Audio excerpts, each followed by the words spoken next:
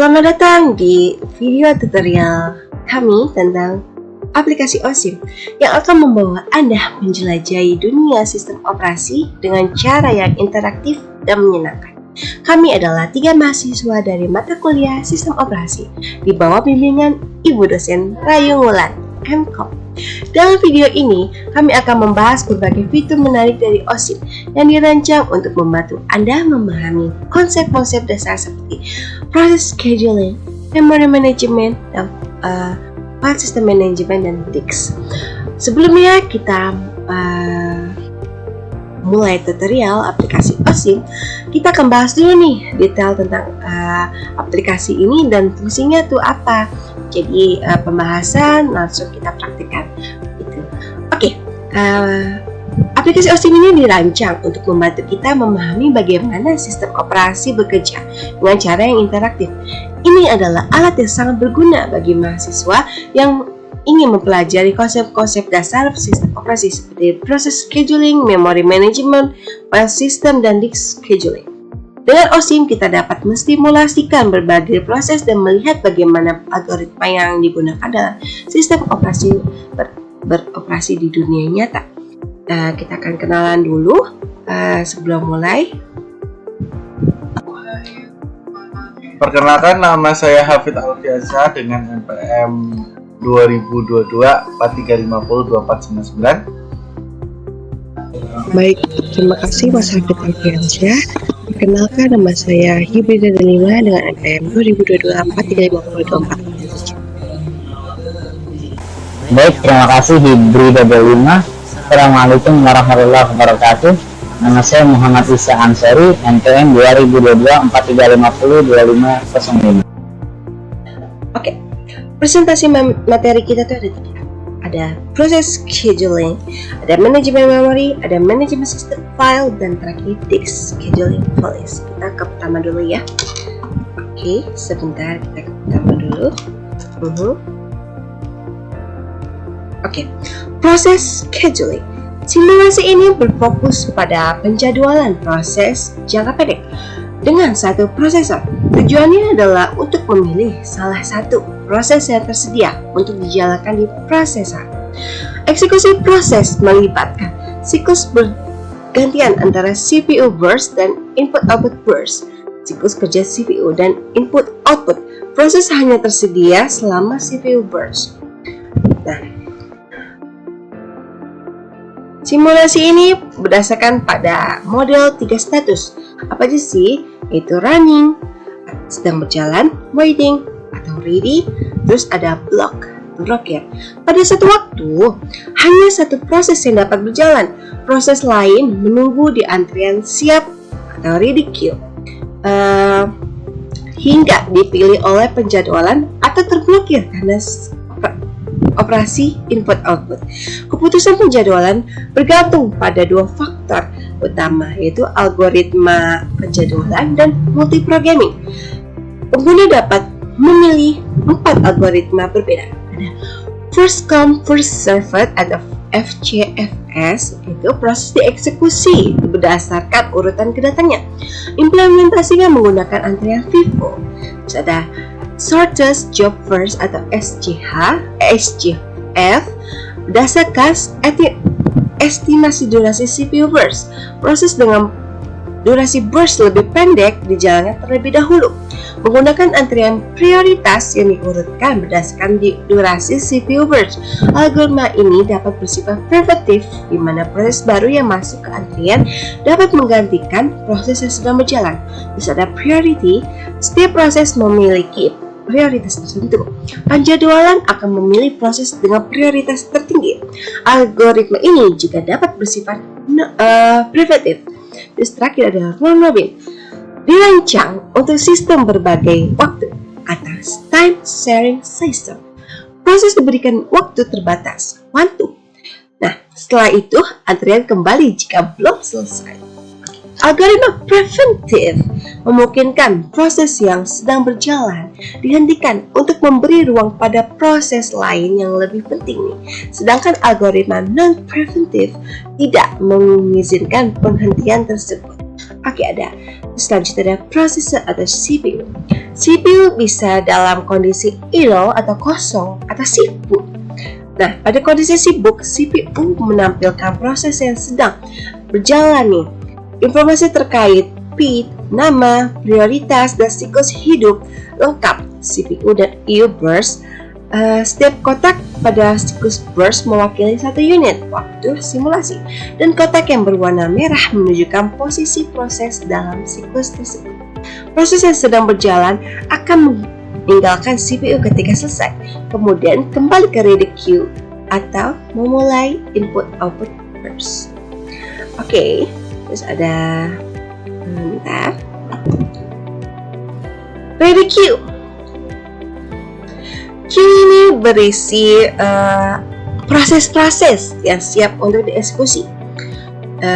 Terus antrian ini selalu terurut sesuai dengan algoritma penjadwalan yang digunakan. Yang pertama datang, yang terakhir pergi. Ada first come first served, urutan berdasarkan waktu kedatangan ke antrian. Ada shortest job first, yang tadi saya sudah jelaskan, as priority dan runnable. Untuk setiap proses akan ditampilkan informasi penting seperti speed, nama, prioritas, dan siklus hidup lengkap. CPU dan input-output burst. Nah, setiap kotak pada siklus burst mewakili satu unit waktu simulasi. Jika simulasi dihentikan, Anda dapat klik kanan pada proses untuk membuka menu pop-up yang memungkinkan Anda untuk memodifikasi atau menghapus proses tersebut. Proses hanya akan keluar dari ready queue untuk masuk ke CPU. Nanti kita akan bahas ya. Setelah semua pembatasan selesai, kita akan langsung ke tutorialnya. Oke. Terus kriteria urutan masuk proses ke dalam antrian setelah simulasi dimulai. Proses baru yang datang, terus ke proses yang menyelesaikan atau input output, terus terakhir proses yang meninggalkan atau CPU. Itu ya urutannya. Terus ada mengatur perilaku simulasi nih. Apa sih? Ada multiprogramming atau monoprogramming. Nah, pada multiprogramming, ketika proses yang sedang berjalan memulai input-output burst, proses akan menggunakan CPU. Sebaliknya nih, jika monoprogramming, CPU akan tetap idle atau kosong sampai input-output burst selesai. Algoritmanya ada 4, seperti yang saya sudah katakan tadi. Ada first come first served, ada shortest job first, dan ada priority terakhir runnable. Terus ada add a process. Proses hanya bisa ditambahkan ketika simulasi sedang dihentikan. Untuk setiap proses baru, informasi berikut harus dimasukkan. Speed, identifier proses itu secara otomatis dan bersifat incremental. Ada nama wajib diisi untuk proses tersebut. Terus ada prioritas, nilai prioritas yang lebih tinggi menunjukkan prioritas yang lebih tinggi. Tentangannya itu antara 1 sampai 10. Waktu pengiriman atau submission. Waktu kedatangan proses ke ready queue. Jika 0, proses langsung ditambahkan ke ready queue. Jika lebih dari 0, proses akan ditambahkan ke table incoming. Proses sampai simulasi mencapai waktu pengiriman. Tentangnya sekitar 1 sampai 100. Warna yang akan digunakan untuk menggambar elemen grafis yang terkait dengan proses tersebut. Terus not complete, menandakan bahwa proses tidak selesai dan siklus burst akan terus berulang. Terus burst cycle, tabel ini memungkinkan Anda untuk menentukan durasi CPU dan input-output burst. Ketika setiap baris mewakili satu unit waktu, semua proses harus dimulai dengan CPU burst. Dan jika selesai, burst terakhir harus berupa CPU burst. Nah, durasi maksimum proses adalah 10 unit waktu. Itulah pengaturan yang hanya dapat dilakukan ketika simulasi. Akhir, data dan statik. Melihat informasi penjadwalan yang dihasilkan pada setiap saat simulasi, data agregat yang ditampilkan berupa efisiensi atau persentase waktu CPU sedang sibuk nih. Terus ada throughput, jumlah proses yang selesai per unit waktu. Durasi rata-rata, dari proses yang selesai, yaitu durasi sama dengan penyelesaian dikurang pengiriman. Terus waktu tunggu rata-rata waktu tunggu proses, jumlah waktu dalam ready queue. Terus waktu respon rata-rata Rata-rata waktu respon sama dengan waktu CPU pertama kali dikurang pengiriman. Untuk setiap proses, tabel menampilkan informasi berikut. PID itu ID proses. Warna latar belakang adalah warna proses. Ada nama juga, yaitu nama proses, prioritas proses, submission, waktu kedatangan ke ready queue, periodik menandakan apakah proses ini selesai, CPU, jumlah waktu yang telah dijalani oleh proses sampai saat ini, terus waktu respon, waktu dan pengiriman hingga proses pertama kali dimasukkan ke CPU. Waiting, jumlah waktu proses berada dalam ready queue, durasi, waktu yang diperlukan sejak pengiriman hingga proses selesai. Ada persen CPU, persentase waktu CPU dalam waktu tertentu, persen input output, persentase waktu input output dalam durasi proses seluruh burst. Itulah proses schedule. Kita akan langsung ke contoh dalam programnya ya. Oke, baik, kita akan menuju OSIM.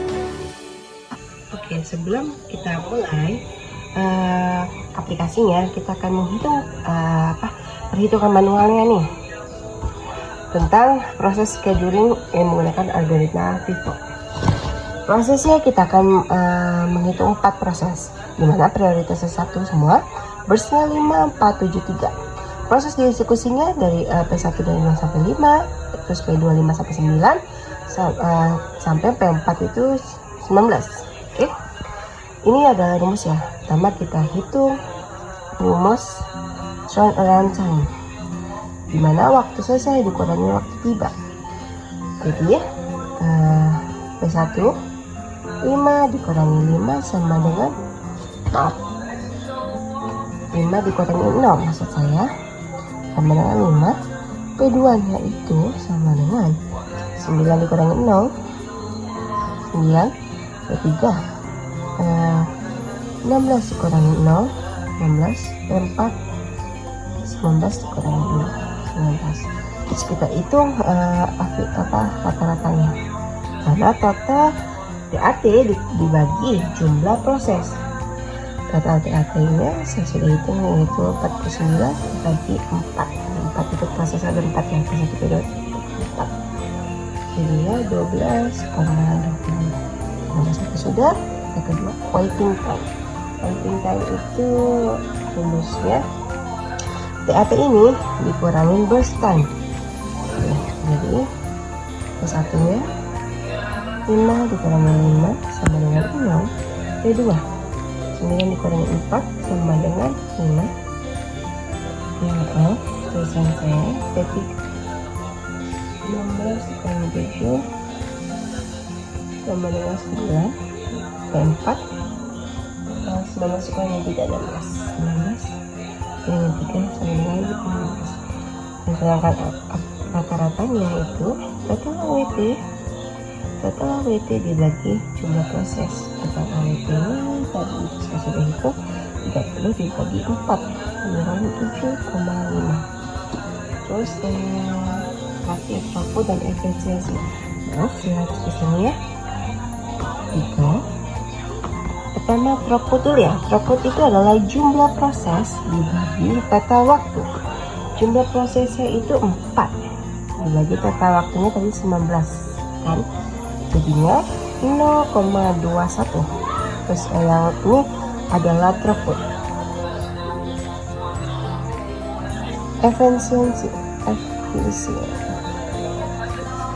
Efisiensi adalah total burst time dibagi total waktu.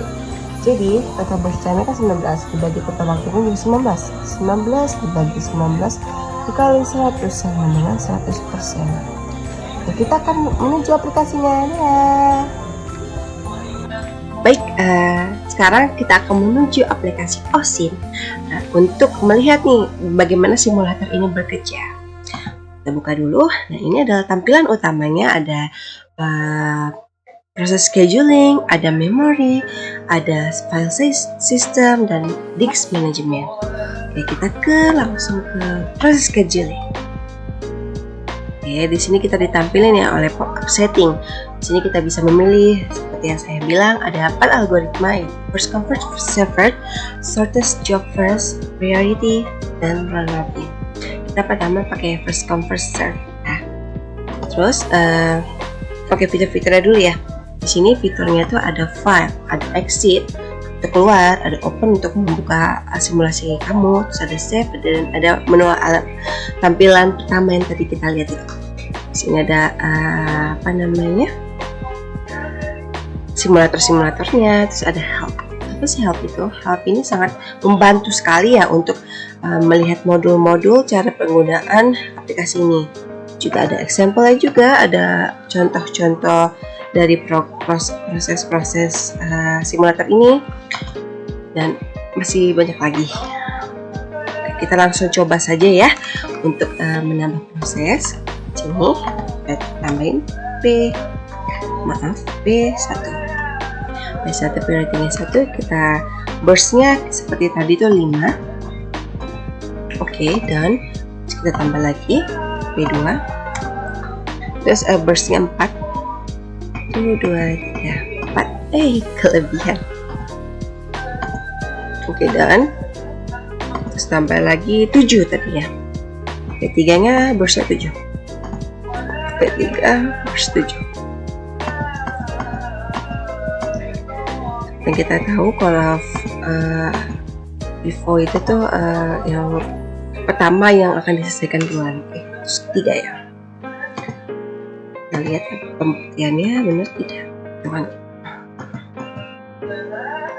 Nah, kita ini dulu berlangkah-langkah, step by step.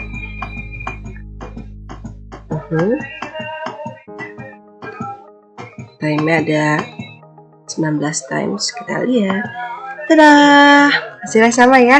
Yang seperti kita hitung yang pertama tadi kan kita hitung turnaround time-nya itu ada 5, 9, 16, dan 19. Ini tuh waktu selesai yang gitu. Misal nih, CPU pertama itu masuk 5. Nah, respon yang diberikan itu 0 karena belum ada belum ada proses nih yang masuk. Waitingnya juga 0 karena nggak menunggu proses lain untuk masuk. Kita langsung jalan terus selesai. Turnaround-nya 5. Terus masuk ke proses kedua nih. CPU-nya 4, CPU burst-nya 4.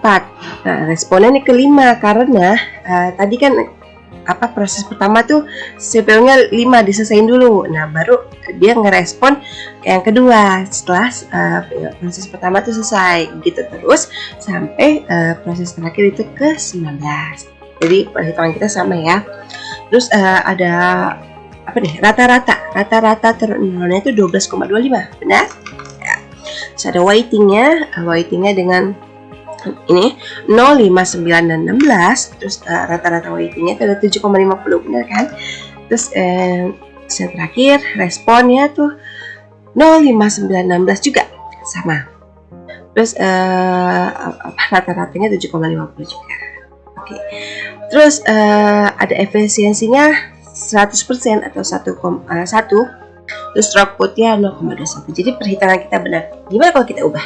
Nah, kita ubah submission-nya atau pertama kali munculnya. Kita acak ya. Kita berhentiin dulu. Nah, coba deh kita ubah. Ini jadi submission-nya itu 4. Oke, ini nomor 4. Dia akan menunggu sampai ke 4. Lucu, unik. Coba. Kalau ini nomor 2. Nah, coba kita lihat gimana hasilnya. Harusnya sih yang pertama duluan tuh 3, 4, terus 1 dan 2. Coba kita lihat, oke?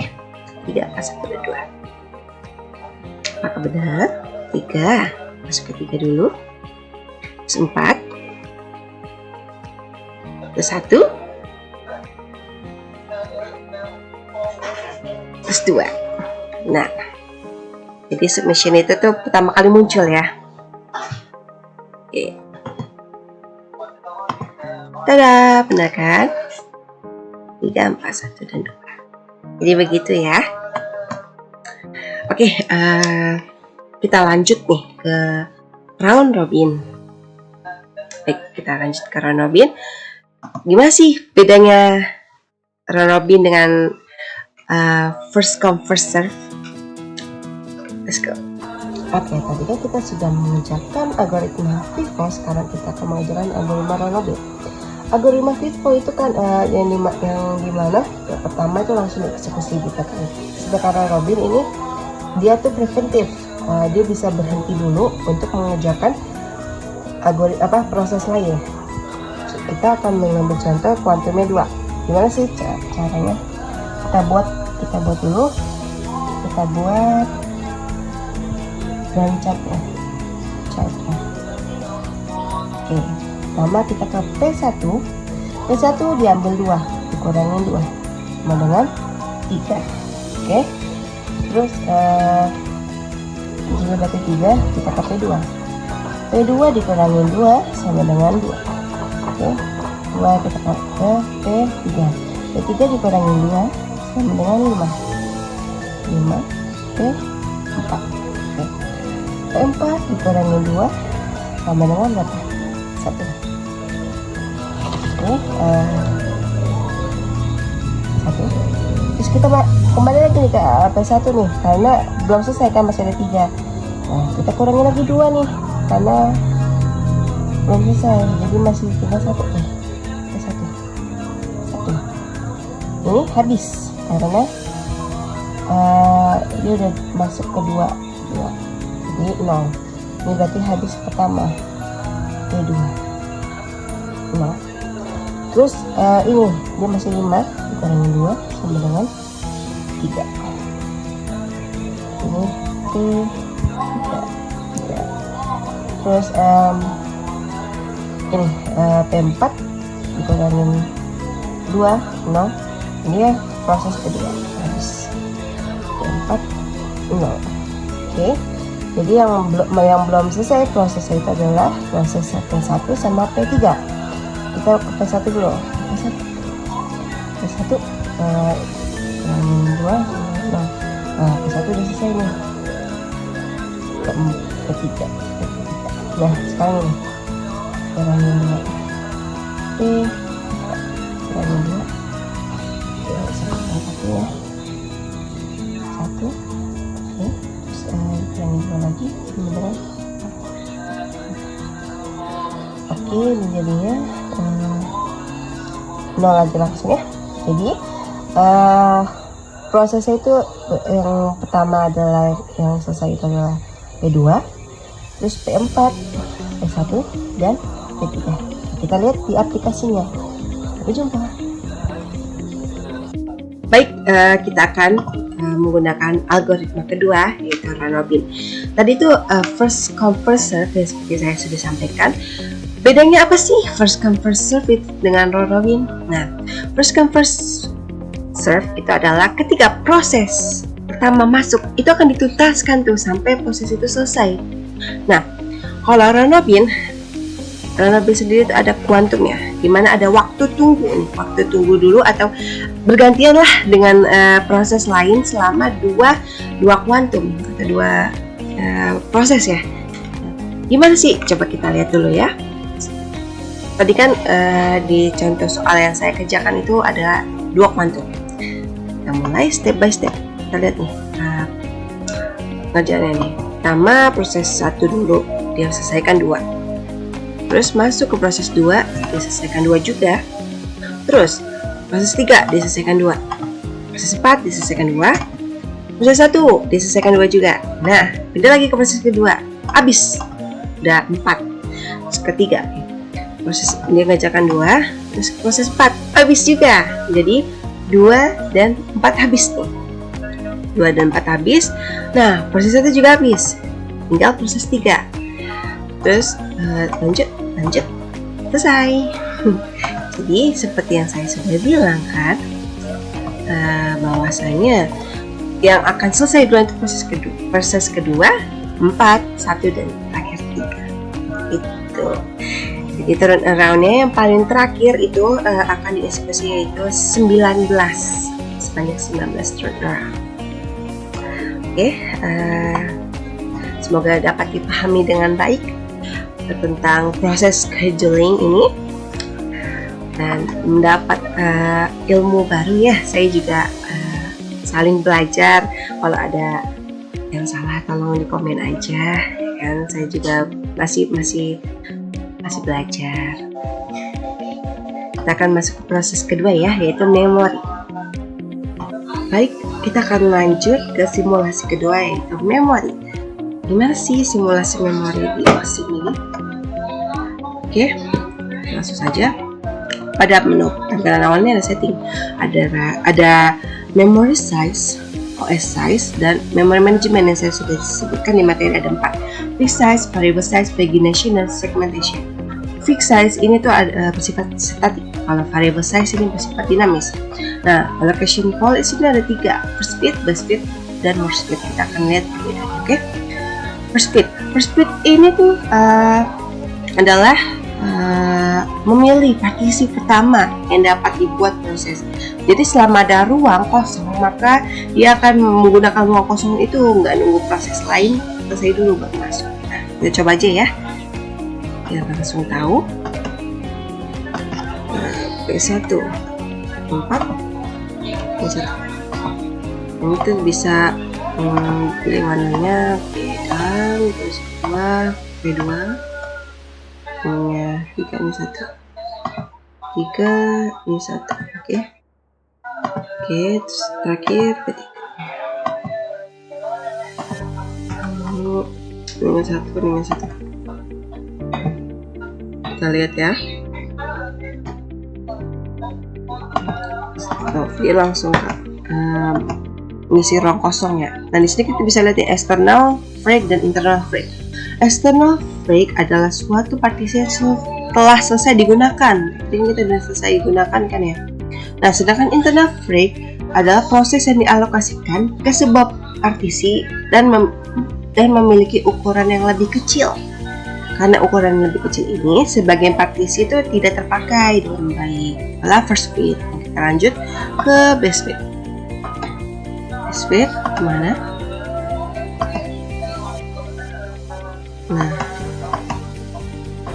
Nah, base speednya akan berpindah ke bawah ya. Nah, terakhir kita akan mencoba worst speed.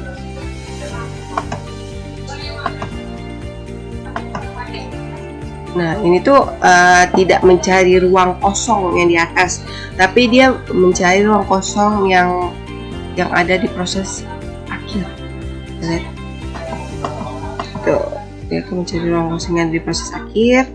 Terus ini adalah partisi yang sudah digunakan atau external break-nya ukurannya lebih kecil. Ini tuh ukurannya lebih kecil. Oke, jadi seperti itu contoh variabel first speed, base speed, dan worst speed. Terima kasih. Baik, kita akan ke simulasi OSIM lagi nih di bagian memori untuk pagination. Nah, pagination ini tuh gimana ya? Bedanya adalah proses dan memori ini tuh dibagi menjadi page atau bagian yang setiap page-nya itu harus sama, bisa 1, bisa 2, atau 4. Nah, kita pakai 4 dulu ya. Jadi dimulai dari 0 sampai 4 gitu loh. Jadi ada 4 address atau alamat. Nah, sekarang kita buat prosesnya. Proses P1 itu adalah 4. Sini 4, sini 4. Oke, kita buat lagi proses kedua. Proses kedua itu ada 4, size 4, ini duration 2. Nah, apa yang akan terjadi jika loadnya nih kita tidak checklist? Maka dia akan hitam, artinya dia tidak akan masuk ke main memory, tapi dia akan ke backing store.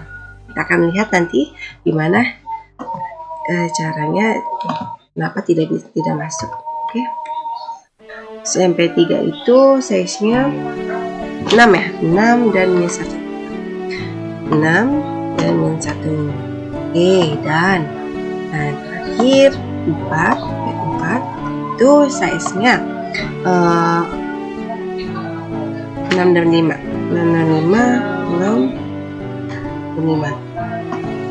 dan kita coba lihat dulu lotnya. Nah, ini kita checklist. Kita lihat ya prosesnya step by step. Nah, Oke, mulai. Nah, proses pertama itu akan masuk ke alamat address yang 4 sampai ke 7. Nah, size-nya itu 4. Dia pas nih, masuk nih semuanya dengan duration yang 4. Oke, kita lanjut ya ke proses kedua. Nah, proses kedua yang seperti saya bilang, dia tidak ke memory tapi dia ke backing store karena sudah dihitamkan atau nggak masuk lah, tidak tersimpan oleh memory, dia tidak tersimpan. Oke, lanjut. Nah, proses 3 ini dibagi menjadi 2 bagian, atau 2 page. Ada page 0 dan page 1. Dimana size itu kan 6. Sedangkan yang kita pilih itu page size itu 4. Jadi dia masuk ke 4 sudah, sisa 2. Nah, sisa 2 ini masuk ke page ke 1. Nah, pertama itu masuk ke page 0, yang kedua masuk ke page 1. Nah, saya bilang dipakailah internal frame. Nah, internal frame itu tuh adalah ukuran yang lebih kecil, sehingga karena ukuran yang kecil itu sebagian partisi itu tidak terpakai, benar kan? Jadi ini partisi yang terpakai, ini yang tidak terpakai. Dan partisi terpakai itu 2 yang dari proses ketiga. Nah, yang tidak terpakai ini tuh sisanya. Tuh.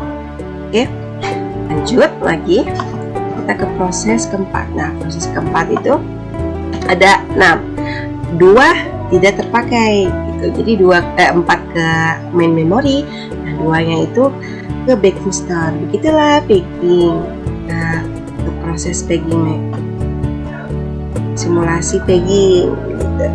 Makasih. Baik, kita akan masuk ke simulasi OSIM di bagian memori yang terakhir nih, yaitu segmentation. Oke, segmentation itu apa sih bedanya dengan packing? Kita akan lihat. Dan yang lain ya. Misalnya P1. Nah, di segmentation itu ada segment size, di mana segment size ini menyesuaikan dari size di bit 1 ini. Misalnya size-nya 10. Nah, di sini tuh harus 1, 4, dan 5. Jadi total 10. Bagaimana kalau misalnya size 3? Di sininya 31, di sininya 21. Nggak bisa? Nah, tidak bisa. Dia tuh harus totalnya tuh harus 3. Jadi kita ubah aja, di sini 3, di sini 1, di sini 1. Jadi kode 1, datanya 1, stepnya 1. Nah, bentar. Oh ya, durationnya 4 dulu. Nah, durationnya 4. Oke. Sudah. Maaf, tadi soalnya belum ke ini ya, belum ke save. Dia masih menghitung 31. Nah, sekarang sudah kan. Jadi itu kita harus ini dulu, misalnya kita isi nih. Ya, ini tuh harus nah, sampai biru dulu baru bisa ke save. Kalau nggak sampai biru, dia akan terus membaca data inputan yang kita mau input sebelumnya. Nah, sampai biru dulu. Nah, baru bisa. Tuh. Jadi intinya tuh segment size itu menyesuaikan dari size. Oke, kita ke P2. P2 di mana? Bentar. P2 di sini 3 dan yang 1 durationnya. Terus ini tetap 3 aja, tapi kita bedakan lagi nih, dia kita tidak checklist semuanya, maka dia akan hitam semuanya. Kita masuk lagi ke P4. Di sini tuh kita coba 20. Gimana ya kalau 20? Di sininya durationnya 5. Oke, nah di sininya adalah 5. Kita coba 5. Sini 10, sini 5 lagi, sini 5, sini 5. Oke, maaf. Nah, rata-rata 20 kan. Dan ya, kayaknya warnanya agak dibedain ya, karena agak sama gitu takutnya antara. Oke, dan nah terakhir ke proses 4 itu berapa ya? 30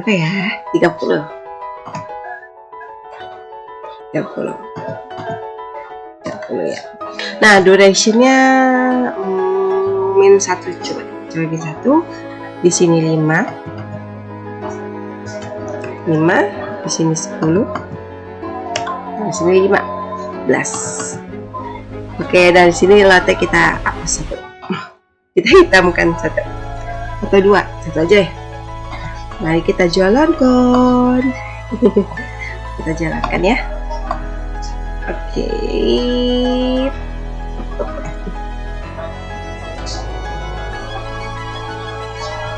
Jalankan. Nah, proses pertama dia akan masuk ke 4 sampai dengan 6, dimana size-nya itu 3 semua. Jadi sesuai ya, dia akan masuk ke semua ke memori dengan durationnya 4. Oke, sudah. Proses kedua, nah dia akan masuk ke baking store karena hitam. Kalau hitam itu kan nggak disimpan lah ke memori.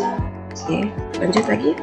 Nah, di sini adalah prosesnya 4. Kenapa ini banyak banget? Ayo tebak. Karena dia prosesnya ada 20, kan ini cuma 3 nih. Jadi size-nya tuh kecil, 1. Nah, sedangkan ini tuh size-nya gede karena ini adalah 5. Ini tadi ya, tadi itu 5, ini 10, dan satu lagi itu 5 gitu. Dia menyesuaikan dari size ini nih. Ini kan cuma 1, jadi kecil nih, 1. Nah, kalau ini 5, 10, 5. Ini 5, ini 10, ini 5. Oke, proses terakhir. Gimana proses terakhir? Oke, kita lihat.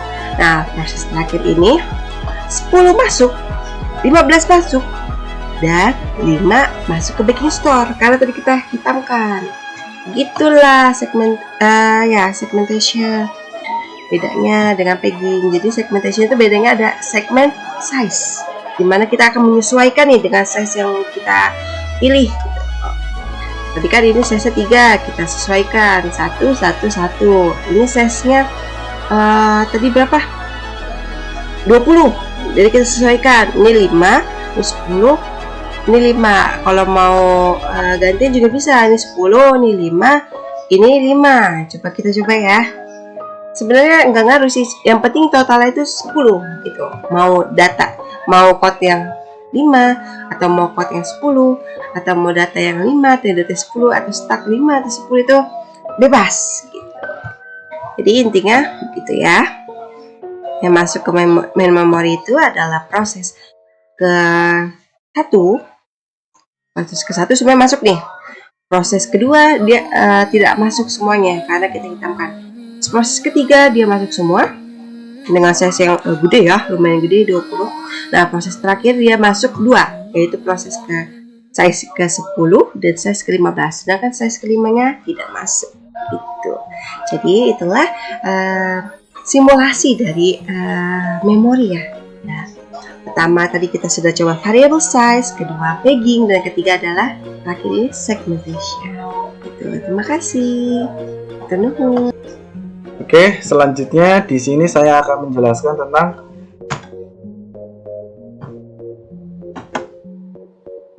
management system atau file system management.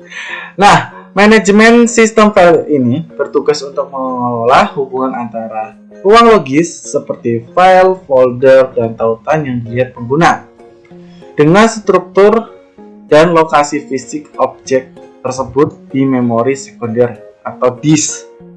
Nah, berikut ini adalah penjelasan sederhana dan rincian tentang konsep-konsepnya. Nah, yang pertama yaitu konsep dasar. Unit kerja minimum Ini sistem file bekerja dengan unit terkecil yang disebut dengan blok, di mana memori dan objek sistem file dibagi ke dalam blok-blok berukuran yang sama. Nah, tugasnya utamanya yaitu mengalokasikan blok-blok ini untuk objek file di memori sekunder serta mengontrol penggunanya. Nah, yang selanjutnya yaitu ada teknik utama yang diimplementasikan. Seperti apa sih? Nah, link allocation dengan FAT atau File Allocation Table. Ini tuh digunakan pada sistem seperti MS-DOS.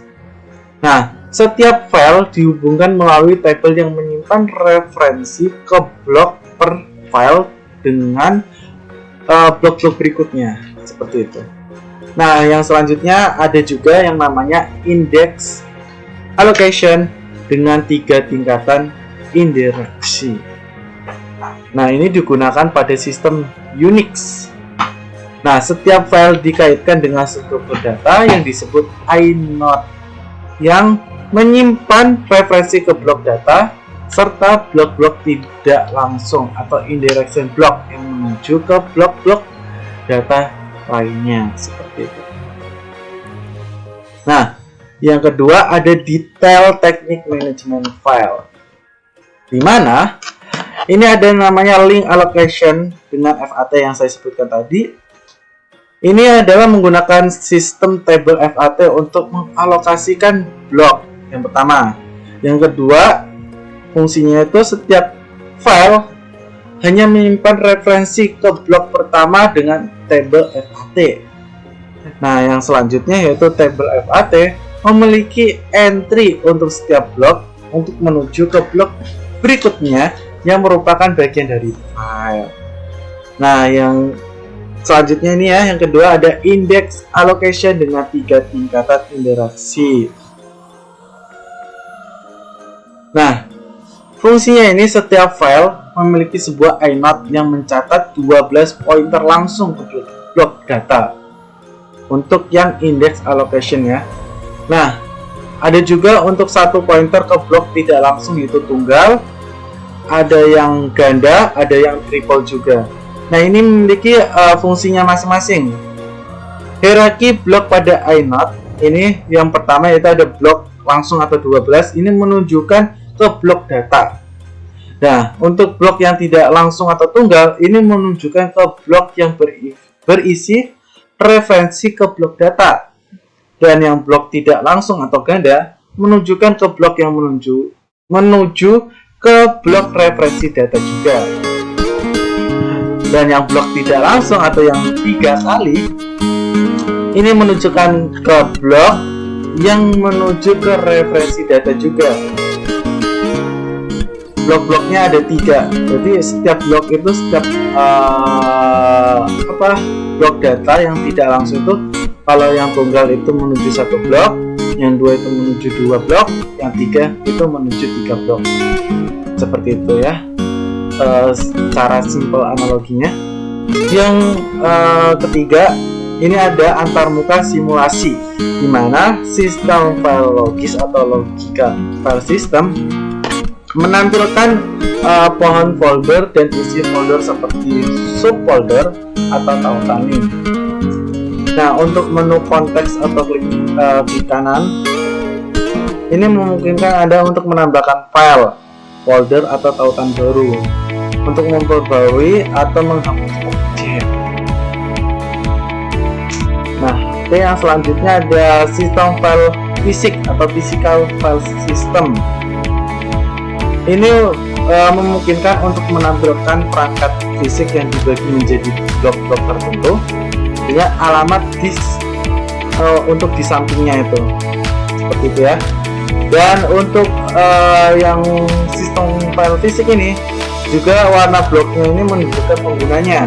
Ada warna hitam sebagai identitas yaitu blok administrasi atau tidak digunakan untuk file. Ada juga warna putih blok untuk yang tersedia, ada warna hijau untuk folder, warna biru untuk tautan lunak atau soft link, Dan yang terakhir ada warna lain, yaitu file name. Nah, yang selanjutnya ada tampilan ya, tampilan folder untuk pengguna saat ini. Ini untuk menampilkan isi folder yang dipilih dalam pohon sistem file logis tadi. Nah, setiap objek juga memiliki referensi ke sistem file fisik seperti inode, Unix atau entry FAT MS-DOS gitu. Nah, di sini ada settingan atau pengaturan yang memungkinkan untuk mengatur blok dari 1, 2, atau 4 unit, untuk mengukur memori 4, 6, atau 8 MB, dan juga algoritmanya dari linked allocation dengan FAT, index allocation dengan triple indirection. Nah, selanjutnya di sini ada namanya penambahan objek. Nah, untuk menambahkan file baru ditambahkan ke folder yang dipilih dengan informasi. Nah, nama atau teks apa saja. Nah, untuk banyak ada nama, ada ukuran, ada warna. Nah, untuk penjelasan nama itu buat mengatur teks apa saja, untuk ukuran untuk mengatur berapa unit huruf yang mau di input, dan warna untuk menampilkan grafis file seperti itu. Nah, yang selanjutnya itu menambahkan folder. Folder baru dapat ditambahkan dengan nama unik. Nah, yang selanjutnya itu menambahkan tautan. Tautan dapat berupa tautan lunak seperti softlink atau tautan keras seperti hardlink. Nah, untuk MS-DOS hanya mendukung tautan lunak saja. Selanjutnya itu ada informasi detail objek. Di sini unique atau index allocation yaitu menampilkan struktur inode seperti jumlah tautan ke inodes, 2 blok sudah data langsung, blok tidak langsung atau 1, 2, dan 3 tingkatan. Dan selanjutnya ada MS-DOS yaitu linked allocation, di mana untuk menampilkan entry path seperti nomor blok, referensi ke blok berikutnya, atau status blok seperti itu. Nah, yang selanjutnya di sini ada yang namanya kesalahan dalam simulasi. Kalau memori penuh, maksudnya memori penuh, jika semua blok sudah digunakan, pengguna harus menghapus atau mengurangi ukuran objek tersebut. Nah, yang selanjutnya itu ada nama duplikasi. Nah, tidak boleh ada 2 objek dengan nama yang sama di dalam direction. Oke, itulah penjelasan saya dari file management system. Selanjutnya saya akan menjelaskan tentang simulasi langsung menggunakan OASIM. Di sini saya akan menjelaskan simulasi OASIM management system file. Klik yang ini ya. Nah, di sini ada setting, atau pengaturan, ada hardware setting, block size unit, memory size 1024 units, dan di sini ada metodenya, ada allocation, dan juga ada index allocation.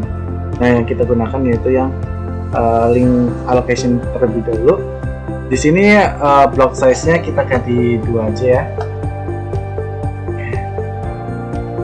Oke.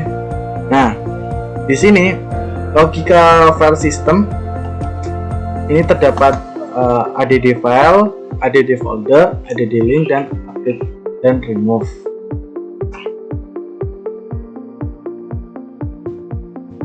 Nah, kita coba untuk add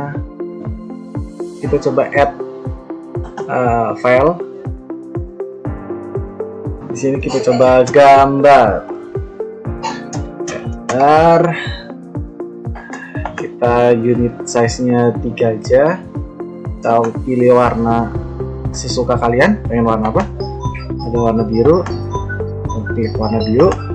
Nah, terus di sini bisa dilihat bahwasanya gambar itu berada pada blok 65 dan 62. Untuk nextnya itu ada 6, 66, dan untuk nolnya pemberhentiannya itu ada di sini di bagian nil ya, 0. Nah ini file atau FAT tabel yang telah digunakan. Oke, ini kita import lagi untuk logical file systemnya. Kita bisa nambahkan apa aja ya di sini, bisa kita tambahkan musik, terus ada di blok 67. Oke, nah misalnya add file ini, jika kita ketik hal yang sama atau menginput file name yang sama, dia tidak akan bisa, akan menjadi file system item already action, yaitu error ya.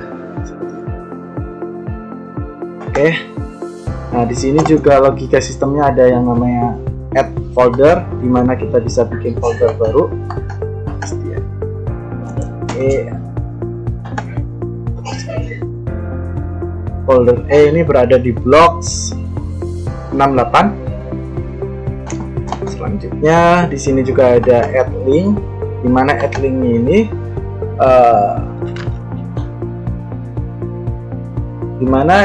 ini ya, add link ini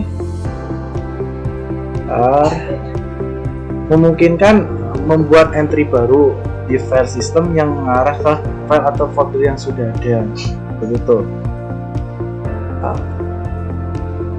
Shortcut atau link ini tidak membuat salinan data yang hanya menunjukkan ke file aslinya saja, tapi ini berguna untuk akses cepat atau referensi file atau folder tanpa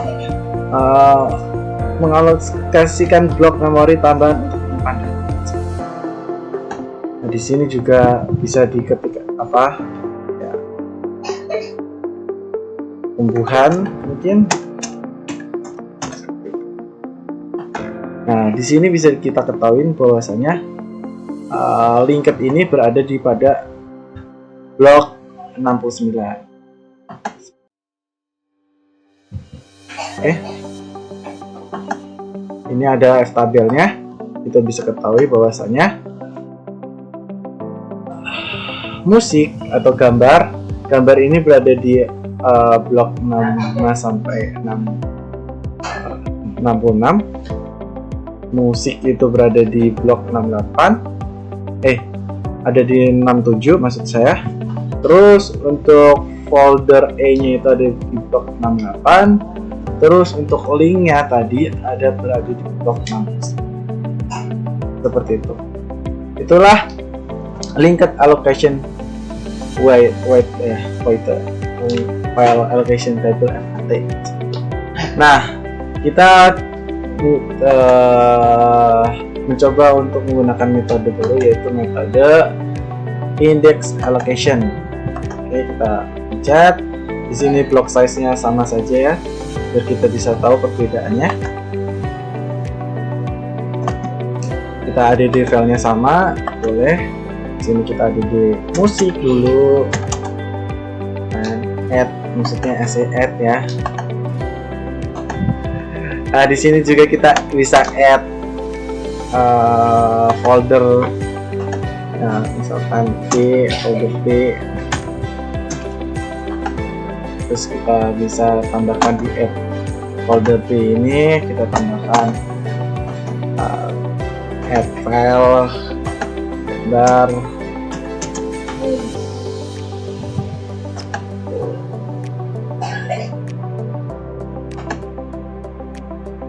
Kalau bisa kita tambahkan link.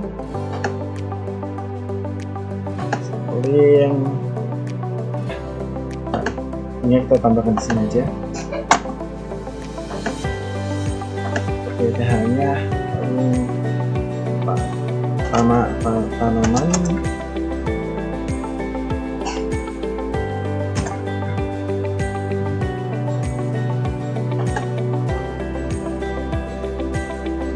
Oke, kita lihat blok stabilnya.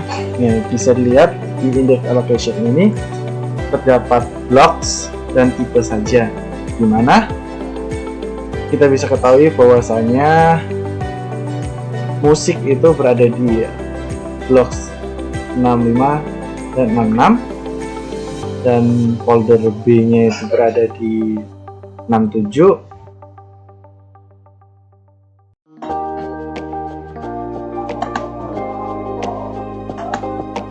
Nah, untuk folder gambarnya itu ada berada di urutan ke-68 seperti itu. Nah, untuk tipenya di sini tertulis yaitu data block semua ya, seperti itu. Nah, untuk perbedaan antara link allocation dengan index allocation yaitu untuk metode alokasinya, link allocation ini datanya di organisasi. Nah, yang pertama, datanya itu diorganisasi dalam bentuk rantai atau pointer, linked list. Dan yang kedua itu setiap blok menyimpan pointer ke blok berikutnya. Yang ketiga itu menggunakan file allocation table untuk melacak blok data. Nah, sedangkan untuk yang index allocation, yaitu semua blok data disimpan dalam tabel yang terpusat. Yang kedua itu inode atau table index menyimpan daftar blok data. Yang ketiga itu menggunakan inode yang menuju langsung atau melalui blok indirection ke data. Nah, untuk efisiensi penyimpanan di link allocation yang pertama tidak efisiensi untuk file besar karena perlu traverse pointer untuk mengakses data berikutnya. Yang kedua yaitu adanya overhead untuk menyimpan pointer ke setiap blok. Nah, sedangkan untuk yang index allocation ini sangat efisien untuk file yang besar karena semua lokasi blok data dapat diakses langsung melalui index. Tetapi yang kedua yaitu adanya overhead dalam membuat table, index atau file, terutama triple indirection. Nah, untuk kinerjanya, linked allocation itu membutuhkan waktu lebih lama karena traverse pointer dari blok ke blok lainnya. Nah, yang kedua itu cocok untuk file kecil atau akses sekuensial. Nah, sedangkan index allocation ini tuh membutuhkan waktu akses yang lebih cepat, terutama file besar karena semua lokasi data diketahui langsung melalui indeks. Yang kedua yaitu cocok untuk file besar atau akses langsung seperti random access. Nah, yang selanjutnya ada skalabilitas. Di link allocation ini tidak cocok untuk file besar karena traveler pointernya yang panjang. Dan yang kedua yaitu terbatasnya pada jumlah blok yang dapat dirantai melalui FTP. Sedangkan untuk index allocation mendukung file yang besar karena menggunakan direction single, double, dan triple indirection blocks. Yang kedua yaitu tidak ada batasan langsung pada ukuran file karena triple indirection memungkinkan pengguna untuk menambahkan sebuah blok lagi seperti itu. Nah, yang selanjutnya itu ada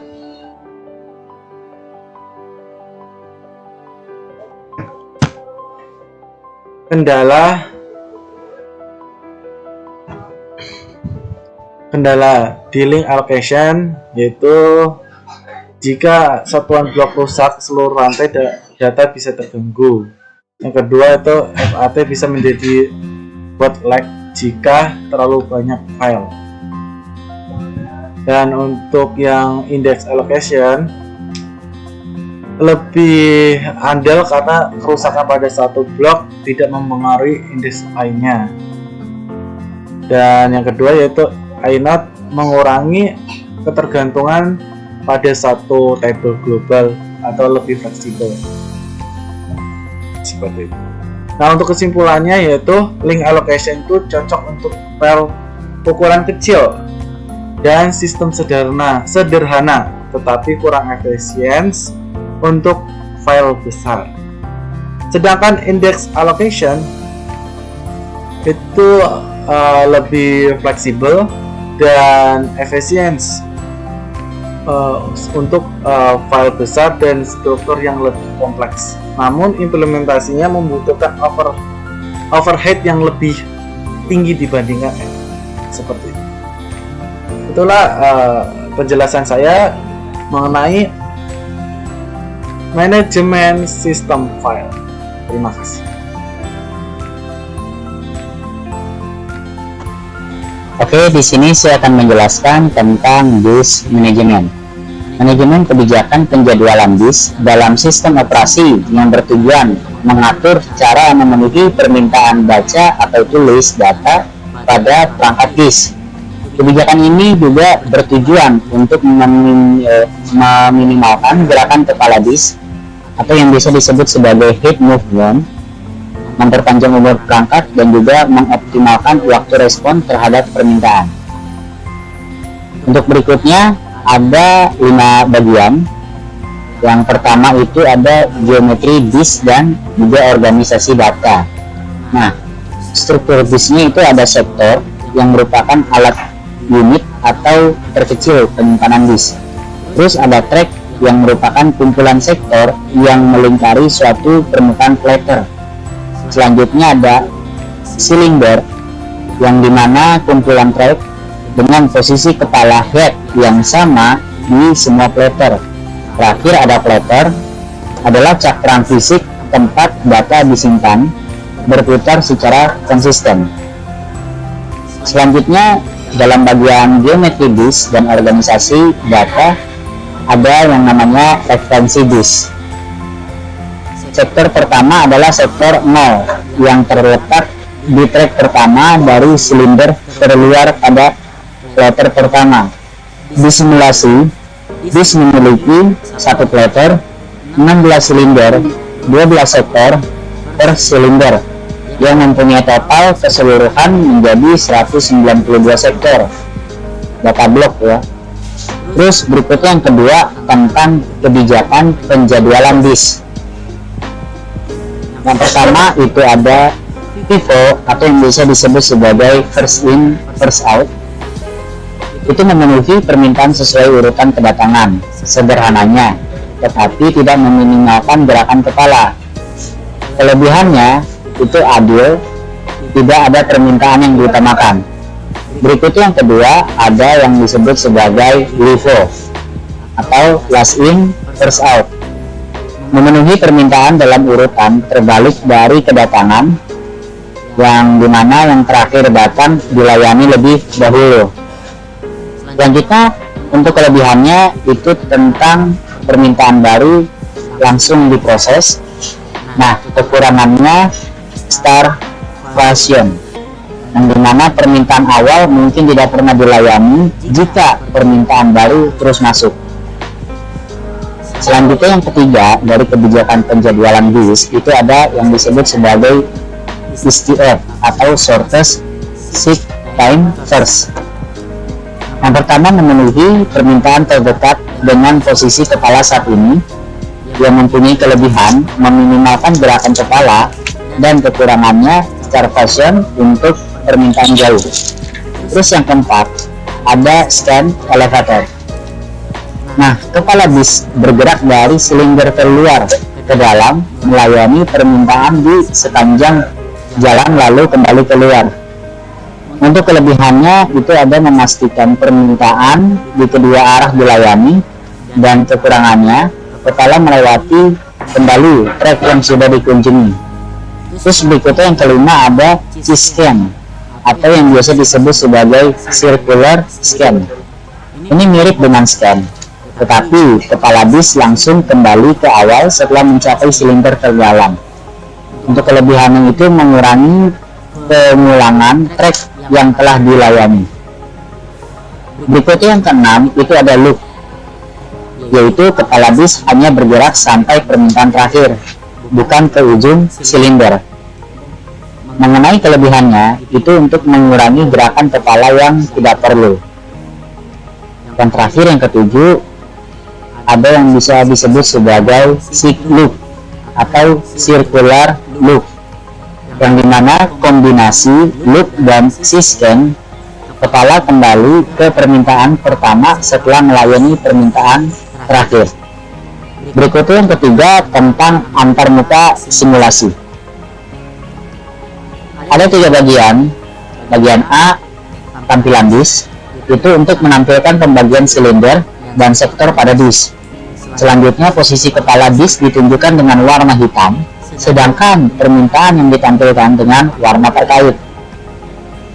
Setelah itu, klik kanan pada permintaan. Jika simulasi dihentikan, memungkinkan pengguna mengubah atau menghapus permintaan. Yang B, grafik gerakan kepala bis. Grafik ini menunjukkan gerakan kepala melalui silinder terhadap waktu. Misal, simbol X itu silinder, simbol Y itu waktu. Nah, setiap permintaan yang dilayani ditandai dengan titik, yang dimana warnanya itu sesuai dengan permintaan yang dihubungkan untuk menunjukkan lintasan kepala. Terakhir ada yang disebut sebagai data dan statistik, menampilkan semua permintaan dalam tabel dengan informasi berikut: sektor, yang dimana nomor sektor yang diminta; silinder adalah sebuah tempat sektor berada; penundaan yang merupakan waktu hingga permintaan masuk antrean; gerakan kepala yang merupakan jumlah silinder yang masuk dilalui, gerakan kepala yang merupakan jumlah silinder yang dilalui sejak permintaan sebelumnya.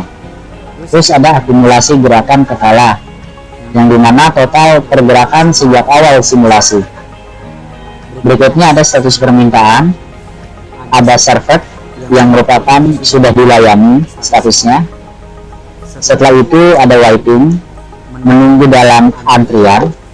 Terakhir ada delay, yang belum masuk ke dalam antrian. Setelah itu klik kanan pada permintaan. Nah, jika simulasi dihentikan, memungkinkan perubahan atau penghapusan permintaan. Terus selanjutnya ada yang keempat tentang pengaturan simulasi. Yang pertama, A, posisi awal kepala bis, yang dimana kepala dapat dimulai dari sektor manapun dalam rentang 0 sampai 192. Selanjutnya yang B, algoritma penjadwalan bis, yang dimana pilihan algoritmanya bermacam-macam seperti FIFO, LIFO, SPF, scan, C-scan, loop, C-loop. Yang terakhir merupakan penambahan permintaan baru. Berikut penjelasannya mengenai ini adalah permintaan yang hanya dapat ditambahkan pada saat simulasi dihentikan. Nah, ada beberapa informasi yang perlu kan ketika terjadi penambahan permintaan baru ya. Yang pertama itu sektor, nomor sektor 1 sampai 192. Informasi berikutnya penundaan, yang dimana waktu hingga masuk antrian 0 sama dengan langsung. Yang terakhir ada warna untuk tampilan grafis pada permintaan. Selanjutnya sistem akan menghitung silinder yang sesuai dengan sektor yang diminta. Jadi itu aja dari kelima yang disebut sebagai bis management.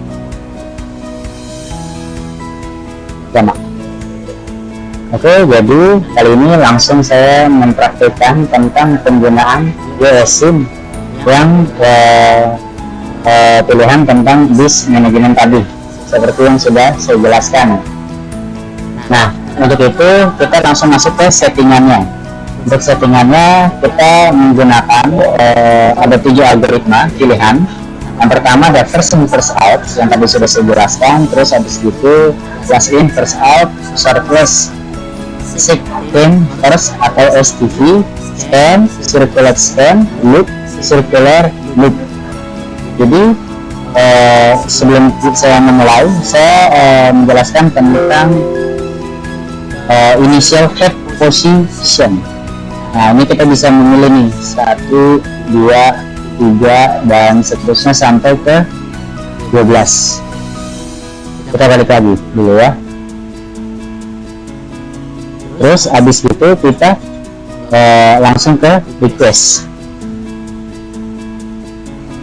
Nah, di bagian request ini ada beberapa bagian. Yang pertama ada sektor, terus delay, habis itu silinder, dan yang terakhir ada color. Nah, untuk sektor sendiri ini merupakan pilihan yang diminta. Nah, delay yang merupakan waktu tunda sebelum permintaan itu dieksekusi. Terus silinder ini tempat permintaan berada. Jadi dimana ketika silinder atau yang dipilih itu melebihi dari 13, maka akan muncul silinder 1 seperti saya jelaskan ini ya. Ini sektornya saya tambahkan 10, 11, 12. Nah, ini 12 nih, 12 silinder 1. Terus ketika saya tambahkan lagi 12, 13, 14, 15 sampai ke 22. Nah, ini akan terus bertambah 24. Berikutnya. Nah, untuk itu kita langsung masuk kepada sektornya dulu ya. Kita menggunakan sektor 1 dengan delaynya saya coba di sini delaynya 3. Nah, silindernya masih 0 ya, karena saya menggunakan sektor awal 1. Habis itu saya langsung memilih colornya, warnanya untuk ditampilkan. Saya di sini ingin menggunakan misalnya biru nih. Oke. Nah, saya dan. Nah, di sini sudah terlihat sektor yang merupakan 1 yang saya pilih tadi, silindernya 0. Kenapa? Karena masih di bawah 12. Terus habis itu ada delaynya tadi saya memilih 3. Nah, ini ada movement, pergerakannya masih 0. Habis itu ada accumulation ya. Lanjut kita coba dulu. Kita coba untuk step by stepnya seperti ini. Nah, karena saya memilih di sektor 1, maka penampakannya ada di pilihan 1. Setelah itu saya langsung ke menambahkan requestan sektor 2. Saya coba 2 dengan warna misalnya merah yang agak terang ya di atas. Oke, dengan delay yang saya pilih agak lebih besar 5. Nah, terus juga saya memilih lagi misal sektor 3. Sektor 3 delaynya saya pilih 4. Untuk warnanya saya menggunakan warna hijau. Nah, terakhir saya ingin sektor yang keempat, yang saya coba sektor ke-13 ya, langsung saja. Jadi biar kita bisa lihat langsung. Habis itu delaynya saya akan memilih 2. Saya klik dan di sini. Sebelum itu saya pilih dulu warnanya ini aja, ungu. Oke. Nah, Setelah itu saya coba lihat step by stepnya dari tadi yang sudah dijelaskan tentang first in first out ya. Ini masih bagian first in first out. Nah ini tuh 13 di silinder 1. Kenapa? Karena lebih dari 12. Nah kenapa posisinya bukan di paling luar? Karena dia udah di atas 12. Kalau di bawah 12 itu silindernya di luar. Semakin dia bertambah silindernya, maka dia akan semakin ke tengah atau mendekati lingkaran itu ya. Jadi ketika silinder 1 dia maju sedikit 1, silinder 2 maju lagi sampai di sini ke silinder keberapa lah intinya begitu.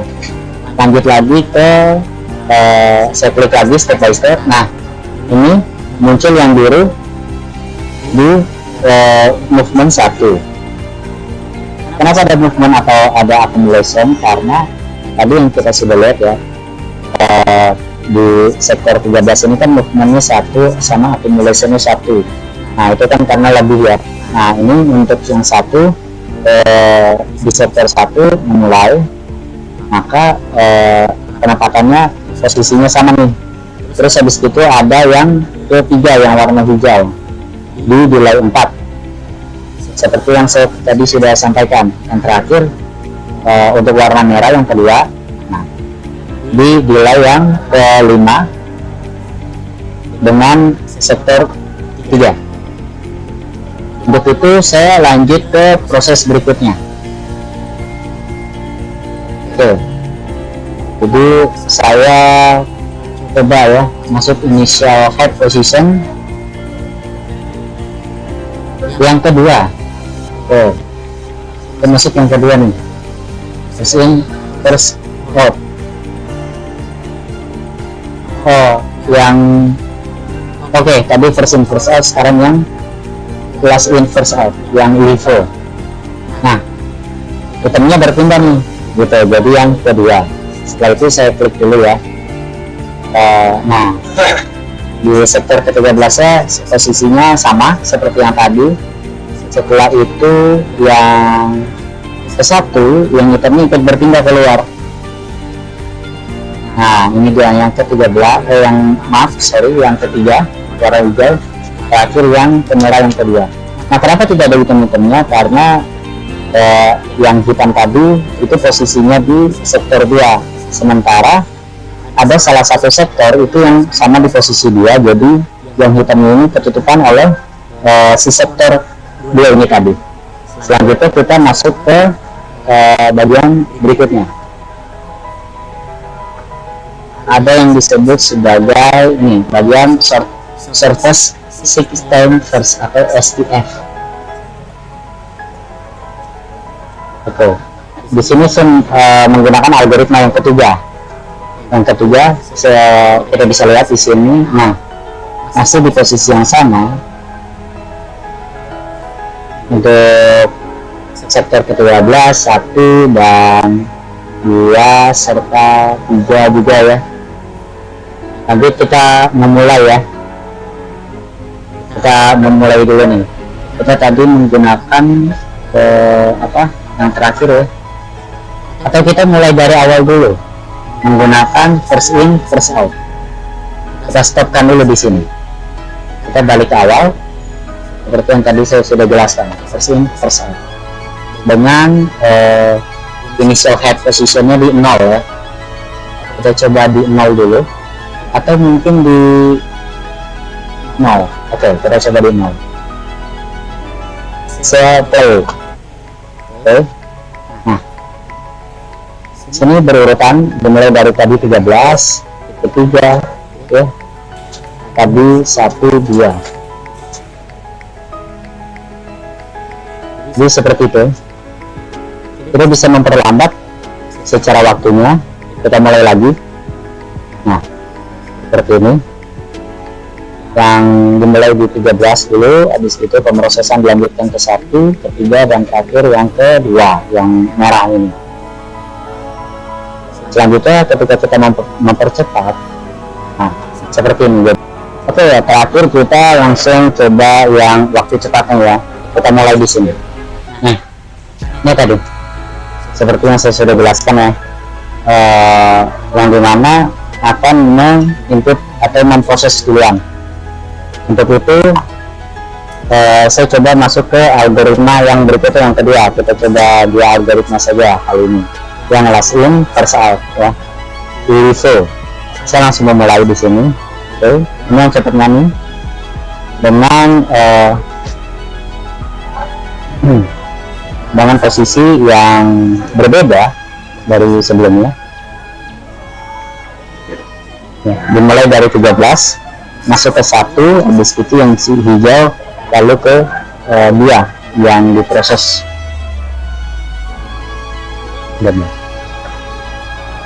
Jadi itu aja penggunaan dari OSINT tentang disk manajemen.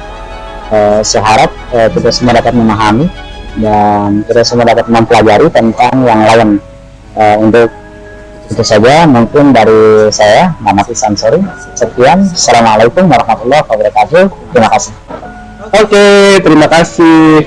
Ini adalah penjelasan tentang kami tentang mengenai materi sistem operasi yang mengenai tentang proses scheduling, manajemen memori, terus manajemen sistem file, dan disk management system. Seperti itu. Terima kasih. Sampai jumpa.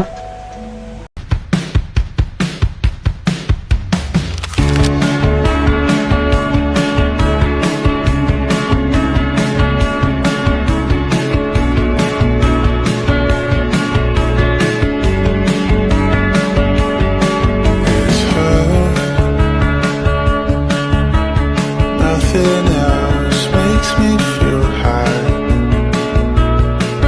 She's like such a light. This girl, something about